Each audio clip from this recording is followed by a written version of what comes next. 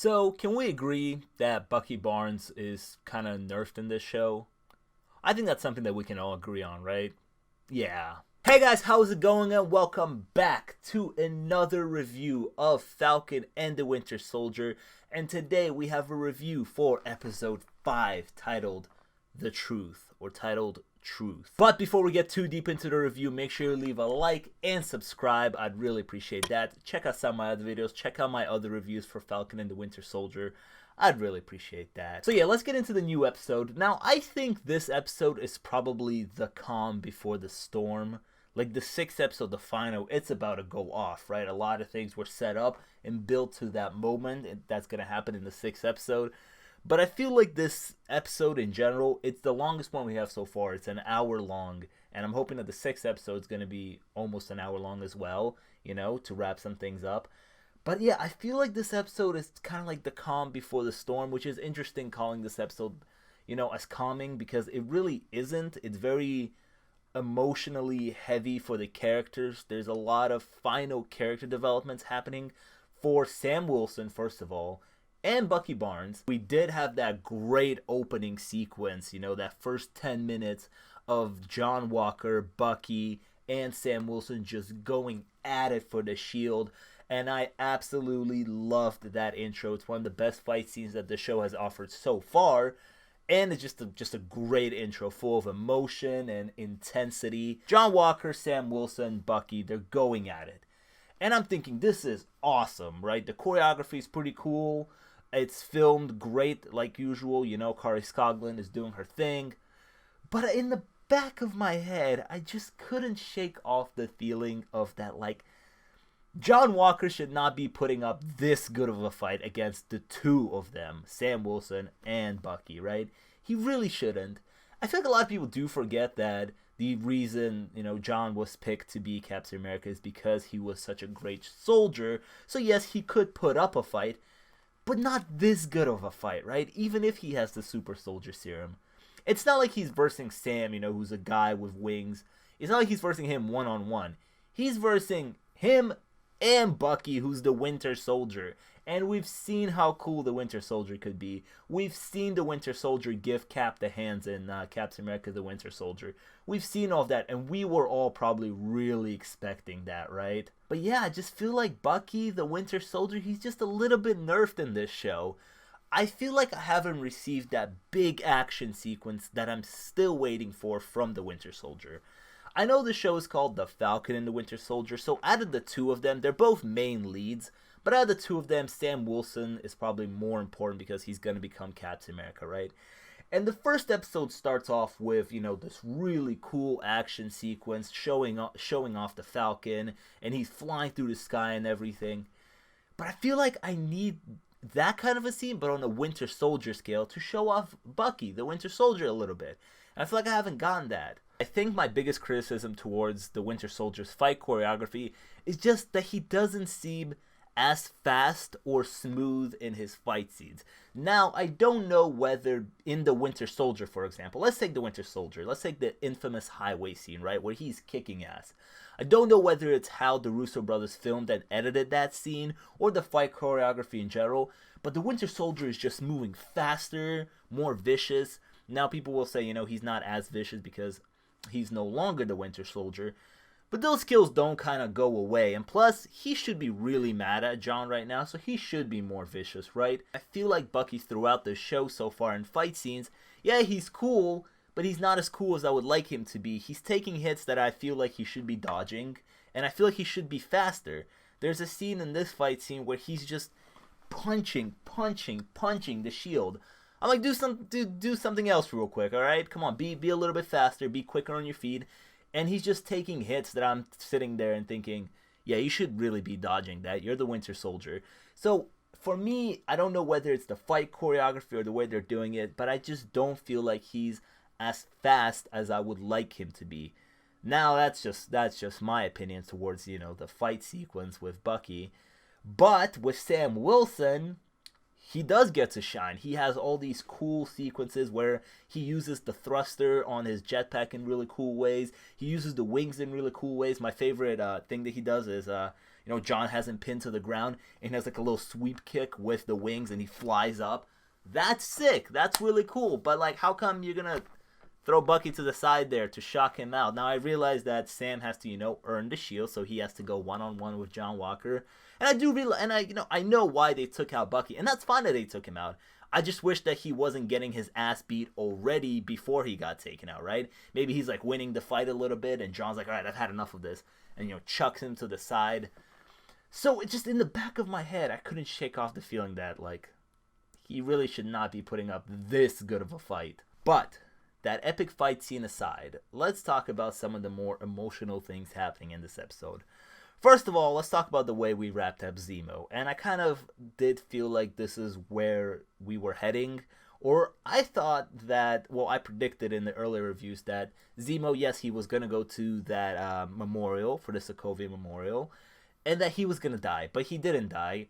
And what's interesting is that Bucky points the gun at him, and Zemo accepts it. He's like, yep, this is I want to go.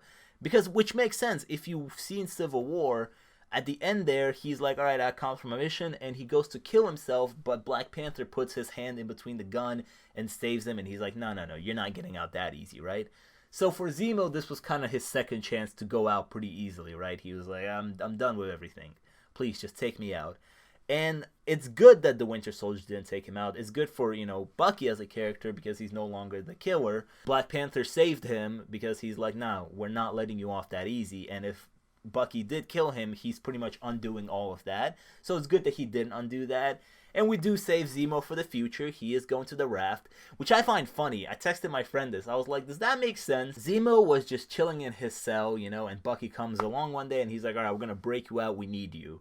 And then Zemo gets into like worse trouble for that. The Wakandans are like, we're going to send you to a worse place. We're going to send you to the raft. Does that make sense? If I was Zemo, I'd be like, listen, it's not my fault I broke out. He broke me out. Can you just send me back to my own cell? Not somewhere worse, please. But we do save Zemo for the future, which is good. I like Zemo, and I'm looking forward to seeing what they do with him in the future. The big scene in this episode that touches upon some very serious topics and is the big emotional point of this episode is when Sam finally goes back to visit Isaiah Bradley in Baltimore, but now he has the shield. And this is the conversation that I have predicted was going to happen. I said it in my earlier review. I said that somewhere along Sam's journey, he's going to go back to Isaiah Bradley by himself and he's going to talk. And I said that Isaiah was going to talk him into being Captain America, but the opposite happened. Isaiah was trying to talk him out of being Captain America. And this scene was just so incredible. First of all, the two actors, Anthony Mackie and the man who plays Isaiah Bradley, he does such a fantastic job with the little screen time that he has had in this show. In the second episode, you can feel a lot of the pain coming from him, and in this extended scene, you can feel so much just pain coming from that character, and you fully understand where he's coming from. And I just want to say, I know a lot of people will say this, why do you have to make everything about race? And I'm sorry, if you're 5 episodes deep into the show, and you have not realized that race is the focal point of Sam's story to becoming Captain America, then you're just blind. I don't know what you were watching. I think this has been evident from episode 1 that this was always going to be about race. And I don't think you can get mad at that because this is something, I feel like, I said this before, it feels very real, America, this is America. If Captain America became a black man, something like this would happen. Sam being a black man, he would have conflicts of like, do I really want that symbol? Do I really want to become symbol of a country that mistreats people who look like me? Like, that's real. And him going to Isaiah Bradley and Isaiah being the super soldier from the past who shares his story, shares the full story, it's interesting. The first time I didn't notice this, it kind of flew by me. But the second time I saw that scene, I realized that he tells a story about how, a lot of his brothers were experimented back in the day, and the super soldier serum only seemed to rightfully work on him, and everybody else had these kind of deficiencies, and a lot of them died. But they were captured, his brothers were captured, and the US were like, all right, we're going to bomb this place, we're going to get rid of them because we only see them as evidence. And Isaiah was like, no, I got to go save them. So he broke out of a facility and he went to go save them. And then he got punished for it, which is interesting because if you've seen Captain America the First Avenger, Steve Rogers does the exact same thing. He goes off to save Bucky and his unit after they get captured, after he's told not to do it. And then he gets praised for it, which is like an interesting parallel of these two characters. One gets mistreated for doing this thing, and the other one gets praised for doing the exact same thing. Towards the end of this conversation, Isaiah Bradley does tell Sam, they will never let a black man be Captain America, nor will any self-respecting black man will want to be Captain America. Which when he first said that, I thought to myself, oh wow, is that kind of an insult? Are you telling Sam that, like, if you take on that shield, you don't respect yourself? Which is like, that's what Sam probably thinks, right? And, throughout the episode, he does walk around being like, oh man, do I want to do it? Like, Isaiah did say that, like, no self-respecting black man would take it, so does that mean I don't respect myself? And I did think that was an interesting conflict, but moving on in the episode towards the end, Sam's sister does tell him, will you let Isaiah Bradley really dictate what you will want to do? But to me, what Sam's sister tells him, she tells him, yeah, Isaiah's been through a lot, but like he views the world in a different way. You gotta view the world for your own way. Which also makes sense because Sam does tell Bucky, you gotta stop looking at other people to tell you what you're gonna be. Which also relates to him because Isaiah kind of told him what to be. And, this is not like Isaiah was wrong. Isaiah's right about a lot of things, but when it comes to who's going to become Captain America for the present, he might have a little bit of a different point of view for it than what Sam will have. These are also very mature topics, The show's not treating its audience like a bunch of kids, not giving them popcorn action all the time. We had that great popcorn action in the beginning of the episode. We got that epic fight scene. But throughout the rest of the 1 hour episode, we're dealing with characters and a lot of talking and developments. And I appreciate that. I appreciate the show for not treating its audience like they can't sit and just listen, and that they need action every 2 seconds. They need Sam or Bucky to do something really cool. No! You know what I need? I need to see a whole episode of Bucky and Sam fixing a boat. I'm sorry. That just brought me so much joy. Because after all of that heaviness in the beginning of the episode with the fight and the conversation with Isaiah, that scene or the montage of them fixing the boat together was just so great. It just brought a smile to my face. And can we also agree, first of all, can we agree that we all ship Bucky and Sam's sister? That was great. And second of all, can we agree that the coolest way to ever have a bro-to-bro conversation is while throwing the Captain America shield to each other? Through that little bro conversation that they have while throwing the shield, Sam brings out his counselor mode because that's what he used to do, counsel soldiers. And he tells Bucky, you gotta stop looking to people to tell you what you're going to be. And I did say this earlier in one of my reviews for this show. I did say that at the end of this show, Bucky's going to find the right balance between the Winter Soldier and Bucky Barnes, and he's going to kind of merge them two. Because throughout the show, people were telling him, you're not the Winter Soldier, you're Bucky Barnes, you are not it. And he kept on telling himself that, and he's like scared of the Winter Soldier persona. And Sam kind of tells him that, he's like, listen, you got to stop telling people, who you are, Bucky or the Winter Soldier. You got to figure out that for yourself, who you want to be. You can merge the two, it's whatever. And he tells them, you've been avenging, you weren't amending, you got to go to those people, tell them what's up, give them closure. And that circles all the way back to that old Asian man who's his friend, whose son he killed. So now in the 6th episode, he has to go to him and have a heart-to-heart conversation and tell him that he killed his son. I don't know what to expect from that scene. That's going to be a heavy scene. Sebastian Stan's going to act the shit out of that. I can feel it already. Sam's training montage is really cool. Henry Jackman going crazy on the music. And the episode ends with him opening that box from Wakanda. And is it new shields? Is it a new vibranium suit? I think it's a new vibranium suit and wings. Because he doesn't have the super soldier serum within him. So the vibranium suit will kind of help him or protect him from, deadly punches potentially. So it's going to be a cool vibranium suit. And the episode ends right there. So Sam and Bucky have gotten their final kind of character developments. At the end of the episode, Sam finally embraces the Captain America role, right? He's holding the shield. He's like, yeah, this feels right. And Bucky's off to, have his final conversation with that old man. But the one character that I haven't talked about yet is John Walker. Now, if you still see John Walker as just this crazy villain, and you still are like, I feel nothing for him, I hate him, he's not my Captain America, he's not my Captain America, and I don't like him.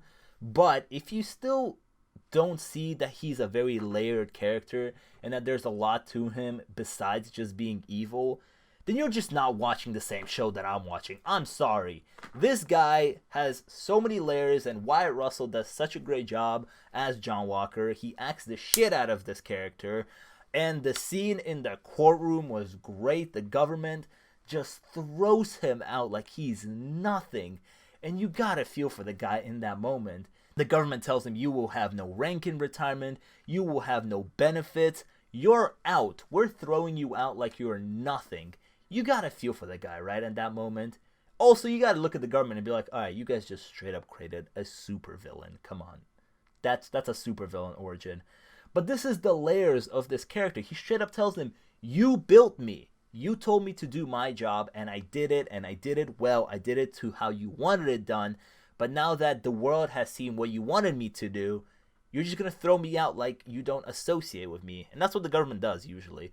So I felt bad for him in that moment. But throughout this episode, we do see two new things. First of all, Julie Louis-Dreyfus, hopefully I pronounced that right.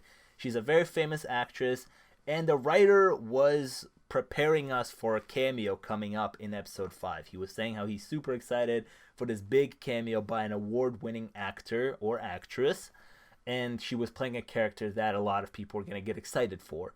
And for a lot of people, they missed it. They didn't know who she was as an actress. They didn't know who the character was. I didn't know who the character was. I did recognize the actress, so I was like, okay, so she's the cameo.